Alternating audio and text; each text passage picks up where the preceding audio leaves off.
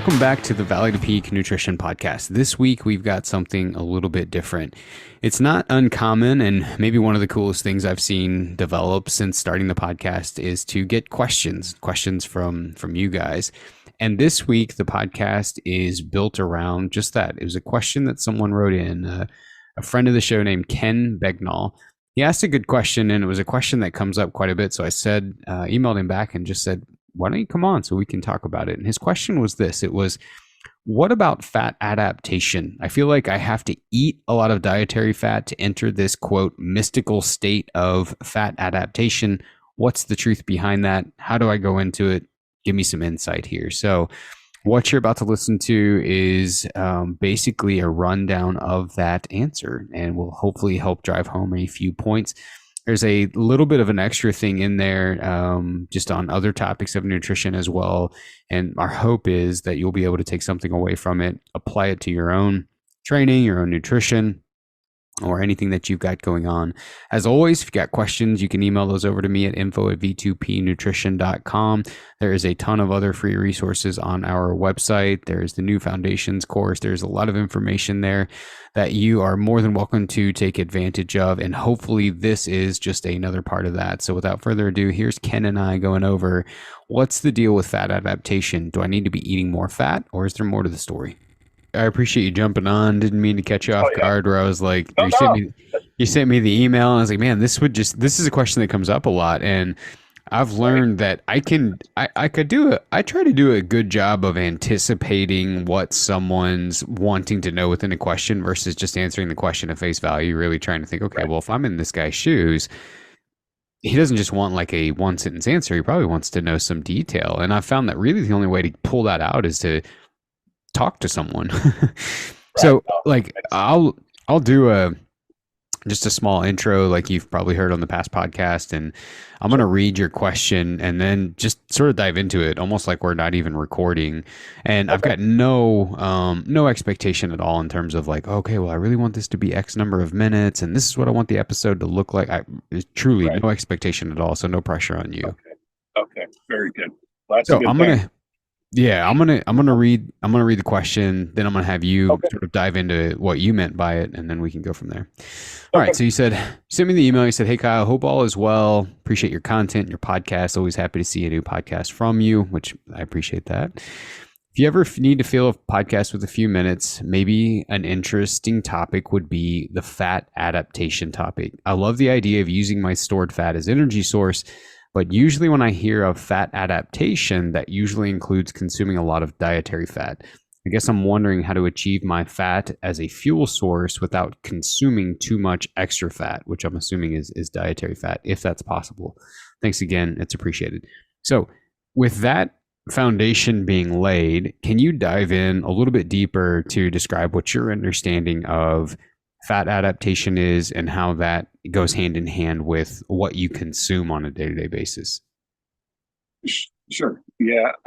My understanding is if you want to use fat as fuel, then you need to cut the carbs so you're not using glucose and all that good stuff, but you're using fat as the fuel source, which to me, I don't fully get, because I'd much rather just use my stored fat instead of dietary fat. And if I have plenty of stored and I'm consuming dietary, how does it use one or the other or both? Or it's a great question, and the reason I loved the question so much was it is probably the greatest, and I don't mean to call you out when I say this, but it's probably the greatest misconception about fat adaptation. The idea of fat adaptation is, okay, well, I need to eat a lot of dietary fat to use fat as fuel.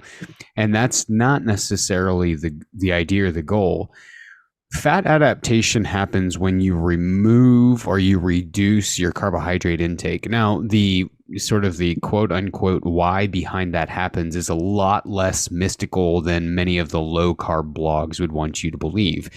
Right. So essentially, the body is always going to utilize what it has the most of. So if you've reduced carbohydrate intake, you've probably reduced calorie intake, and that means you've probably got the most fat, be it fueled or dietary. So it's going to just prefer that. That's fat adaptation at its core. When you're talking about training and you're talking about exercise, the body is using stored fat, not necessarily dietary fat. So you don't have to increase your dietary fat intake to become a quote fat burner, if that makes sense. So stored body fat breaks down to produce fuel for exercise, daily life, etc., carbon dioxide, which of course you breathe off, as well as water. I think what's important to highlight is the value of that, right? Like, so if you look up a lot of endurance training, almost every time if you punch in, into Google endurance training and nutrition, and this would go hand in hand with, like, so you and I know through each other through the hunting community, backcountry hunting community, and trips over the course of several days. You could certainly call that an endurance event if somebody's getting after it pretty good. The reason this comes up so much is because obviously you have to carry less fuel if you're using your fat stores. But what's never really explained well is in reality, the real advantage of using fat as part of your fuel is you preserve the carbohydrate fuel that you do have. So hands down, still, whenever you look at the literature, when you start talking about performance and being able to really move at a quick pace, carbohydrates still is the predominant fuel source. So that's the other thing that you have to have as a part of this conversation, is that when intensity gets higher, so if you're doing an endurance event, or if you're in a backcountry hunt and you're trying to, let's say, get to a saddle and you're climbing a lot, the body is not going to be burning fat. So you're still needing to consume carbohydrate. The real advantage to using some fat as a part of your fuel source is that you're preserving the fuel source within the muscle. So when the body, or when you have to call on it, when the need arises, it's there. You're not depleted. You're not too low. But you're really only using that when intensities are lower. And I think another important part to point out is you're never just using one. Like, there is no scenario where you are just using fat as fuel. You're always using a combination of either fat or carbohydrate. Hopefully you're not using any protein. You'll use a little bit, but that should be a very small fraction, as long as you're getting enough calories from carbohydrates and fats. So the intensity piece is an important thing to point out as well. Okay. Now, is there a way to, I'm sitting there, I guess my end goal would be make myself as efficient as possible burning stored fat, as opposed to dietary fat or carbs or anything else, or is it just training related that's going to make you burn that stored fat?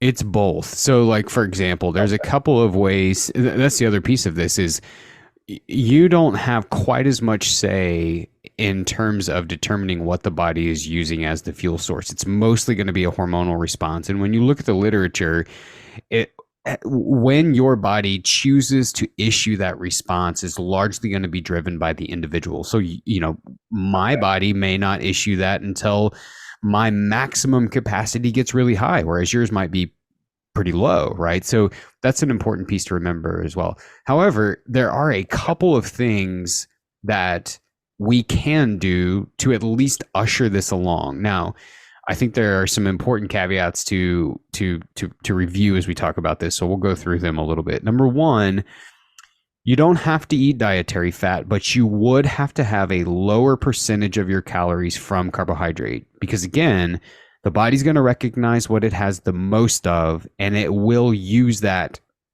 first, right? So if you don't have a lot of carbohydrate, it's going to be using your stored body fat, not necessarily your dietary fat, as a source of fuel. So that's an important thing to remember. However, and this is the caveat that I mentioned, if you choose to go with a lower carbohydrate intake, you cannot expect PRs on any performance, right? So if it normally takes you 2.5 hours to ascend 4,000 vertical feet and get to a saddle, it's going to take you a lot longer going on a low carb, going in on low carbohydrates, right? So, because remember, intensity plays a key.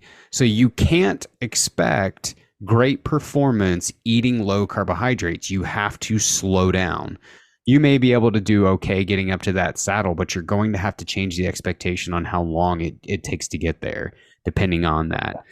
The second piece is you could exercise or you could train fasted, but there again, you have to make sure that you're doing very low to moderate intensity type of work without a lot of, high intensity work. So for example, you're moving along a relatively flat trail without any expectation of big climbs along it. You might be able to get away with being fasted in that and your body using more of that stored fat for fuel rather than the stored carbohydrate for fuel. But again, change in expectation, you can't exactly expect primo performance out of yourself on that, if that matters, if that makes sense. I mean, No, the it third does. thing, Yeah. the third thing, and maybe one of the most important, is exercising for really, really longer periods of time. So the higher the duration, the longer you're moving, the higher the use of fat as fuel, as carbohydrates are trying to be preserved. So the name of the game really is preservation of the carbohydrate so that when you come upon a task that requires more intensity, it's there. Versus if you're always moving at a fast pace, you're always burning through those carb stores, you're constantly having to replace it. And so you could make the argument, okay, well, if I'm on the mountain or if I'm in a race or if I'm in whatever, and I don't really care about how much weight I carry, I'll carry 6 days worth of food, 6,000 calories per day. What about that?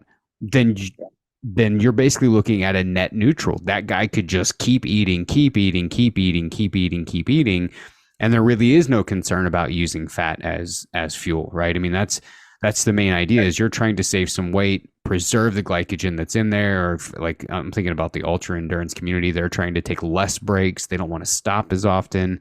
So the longer they can stretch out that time between refuelings, the better the time, the better the race, the higher they might rank.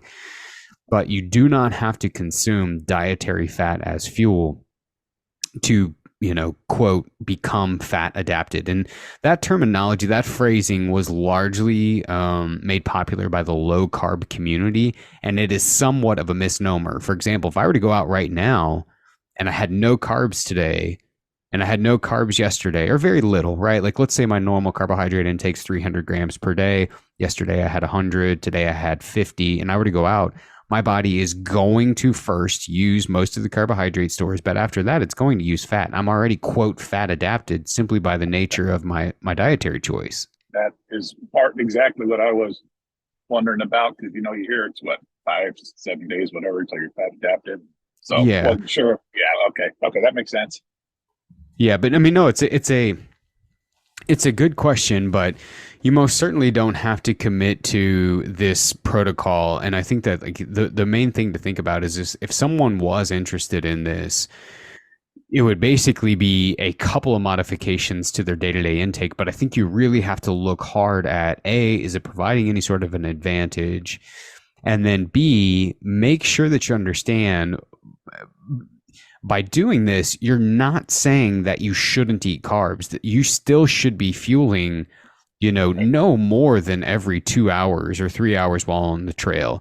Because again, unless you're just in the flattest part of the entire planet and planning, to stay on the flattest trail, walking at the slowest speeds, you're going to want and need some carbohydrate at some point if you have expectation of yourself being able to move comfortably and at a reasonable pace.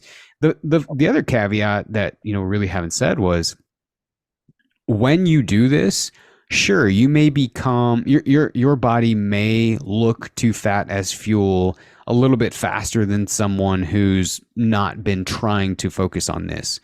The flip side of that coin though is whenever you do start to use carbohydrates, and I'll give you a scenario. When you do start to use carbohydrates, you have worse utilization of those carbs than someone who had been training for them. So let's say that you think, okay, well, I'm going to train fasted. I'm going to train low carbohydrates to try to put myself in this, quote, fat adapted state. And then whenever the race comes or whenever the hunt comes or the hunting season comes or whatever, I'm going to start incorporating those again so I can get the benefits of both. It doesn't quite work that way because a lot of literature would suggest when you train in that fashion and you try to reintroduce carbohydrates, you're not able to utilize them as well as someone who had trained with them. So there, like the phrasing that I love is there's no free lunch. Like everybody's always trying to hack, Yep. find these hacks to be better, and they think they finally figured out. There isn't any. There's always, almost always, a negative consequence to every positive. And so really what you're evaluating is, each person's going to have to ask themselves, do the advantages outweigh the disadvantages here? Because there really is no better, good, better, best way. There are a number of different ways, and a guy or a gal has to sit there and ask themselves, is that way better than mine? Would that be a better way for me to do it or not?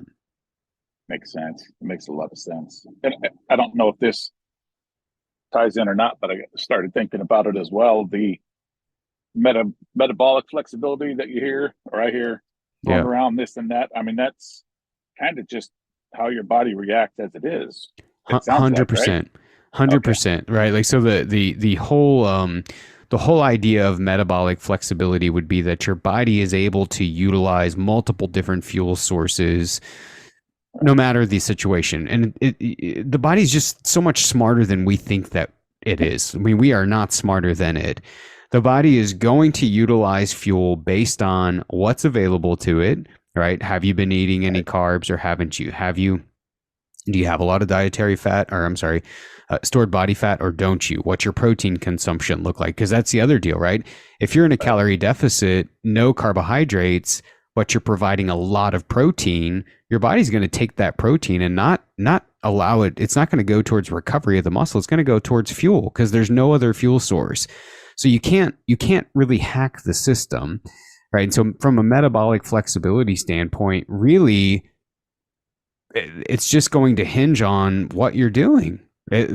Everybody's flexible, right? I mean, if someone who knows nothing about nutrition and has never dabbled in any of the different methods for nutrition, whether that's low carb or high carb, or low fat, high fat, training fasted, zone 2 cardio, if no one's ever dabbled in that, if they were to tomorrow decide to start running and not eat any carbs, their quote metabolic flexibility, they would begin burning fat after they use their carb stores if they ran long enough, right? I mean, everyone's flexible, and that flexibility is going to be based on entirely on what you're giving it, the intensity of the exercise. And let's say that someone's listening, they don't train for anything, right? They just work in an office. Okay, well, if that's the case and you were to reduce your carbohydrate intake, the body would begin using your stored fat as energy, because it's what it has the most available, and you would start to lose weight. And that's why things like the ketogenic diet work. It's got nothing to do with the state of ketosis. You simply have reduced your caloric intake. The body has began to use stored body fat as fuel, and so the weight drops off. When I lost weight 15 years ago, I ate crazy high carbs, but I made sure I was in a deficit. Since my body perceived this guy is in a deficit, it realized we've got to continue to keep him alive in some way. So it started to burn stored body fat, 140 pounds of it. So that, I mean, the method to the approach is not sacred. If you create a deficit, the body will reduce. The body will allow you to lose weight. When you're doing training and stuff, which is really more of what you're talking about, the name of the game really is you want to train, you want to approach the objective, you want to hunt, you want to be on the trail, you want to try to get to that saddle at a very low to moderate pace. You don't want to be in a rush about it. That's going to allow you to preserve that carbohydrate stores for when you need them, and it's going to allow the body to use predominantly stored body fat as you continue to move up that mountain. Now, if you're still meeting your calorie demands, then you won't ever lose weight, right? So there's a very complicated thing in here where you hear me say, oh, well, if I'm using stored body fat, then I should be losing a lot of weight whenever I do this.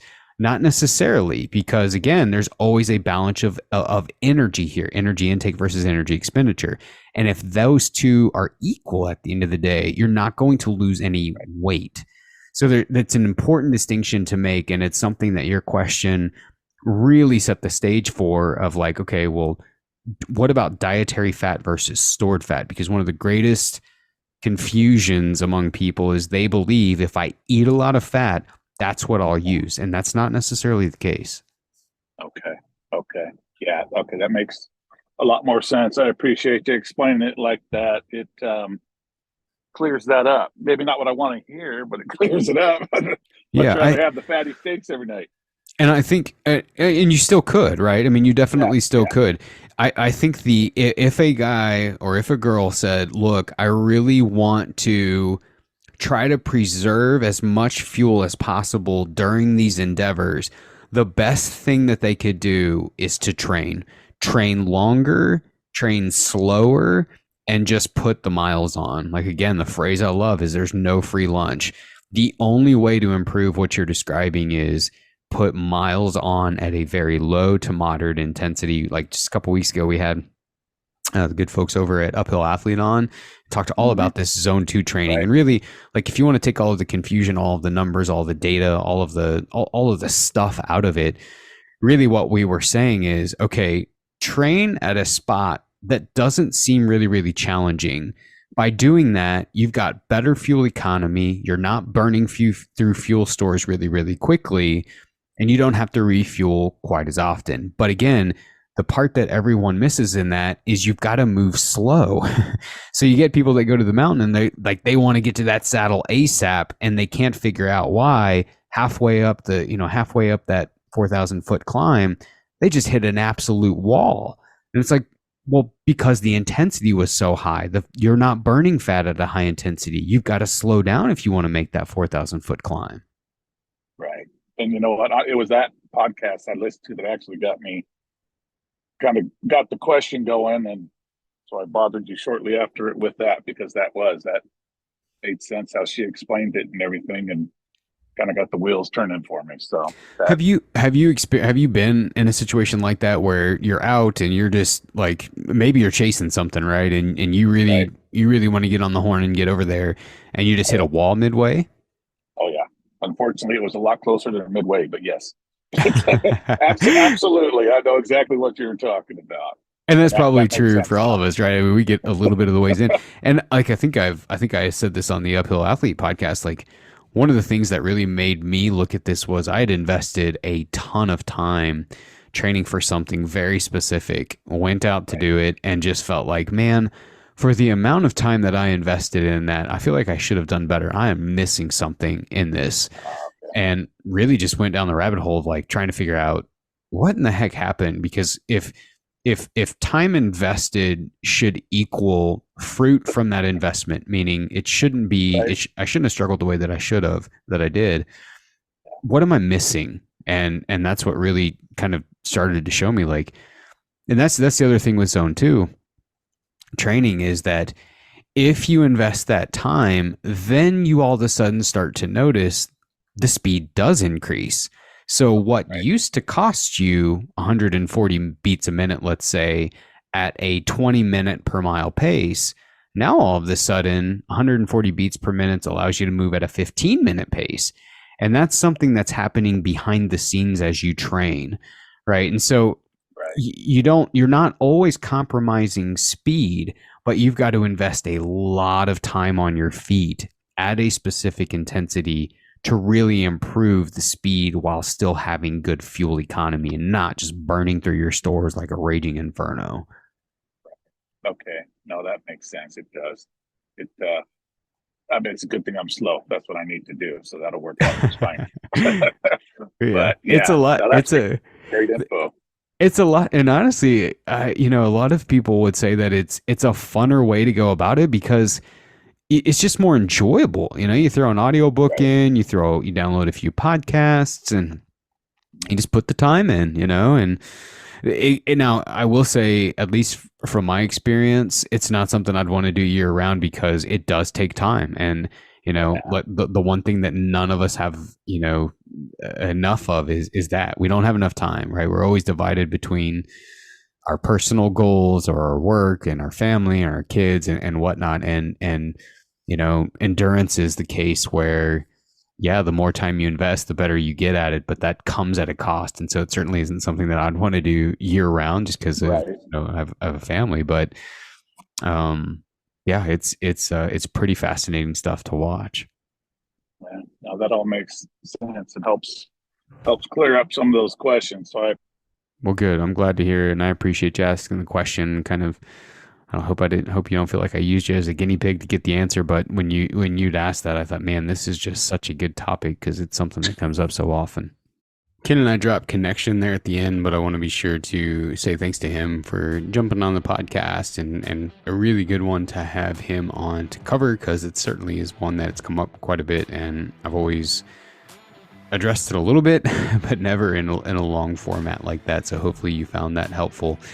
We will be back again with another episode of the Valley to Peak Nutrition podcast again here in a couple of weeks. Like Ken did, I invite you to send any questions you've got over to info@v2pnutrition.com. And I would be more than happy to cover those on a podcast or maybe just have you on and we could talk about it on air if it would be helpful to other people. Appreciate you guys listening. If you could take just a second to rank the podcast in your platform, that helps us spread the word about good nutrition information and even pass it along to a friend. Maybe you guys have been in a discussion about this whole topic and training or what have you, or maybe this goes hand in hand with the whole zone 2 thing that we talked about with Uphill Athlete. Pass this along to them, might be helpful. If not, appreciate you joining me, and I'll see you back here again in a couple of weeks. Have a great week, everyone.